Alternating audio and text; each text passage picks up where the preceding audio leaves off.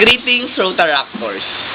The Rotaract Club of Calawag, sponsored by the Rotary Club of Calawag, Quezon, Philippines, District 3820, is a community-based organization that seeks to train future leaders through civic and social activities.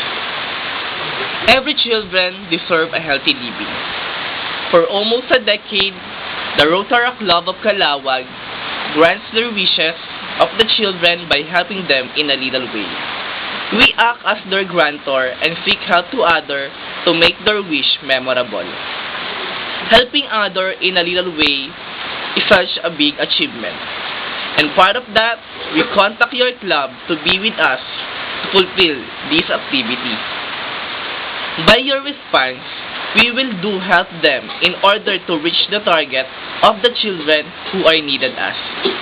Fellowship through service is one of our goals, and by that, we assure you that we can do it.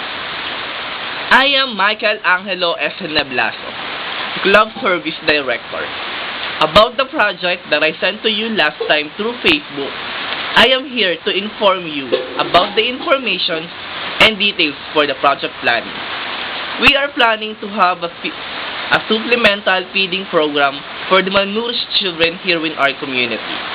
This will be done for 3 consecutive weeks and 3 months. And at the same time, we will giving them a dental kit which includes the toothbrush and the toothpaste. We are targeting 50 children in our barangay here in our community.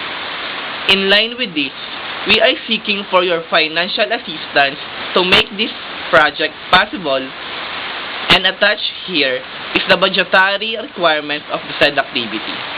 A total of 10,000 pesos, Philippine money, about $300. For dental kits, which are the toothbrush and the toothpaste, may cost 1,000 pesos. For the Nutri-Milk, which is the organic nutritious milk, may cost 4,000 pesos. And for the foods, like the rice porridge, fried rice, may cost 4,500 pesos. And 500 pesos for the prizes for the games. The total of 10,000 pesos.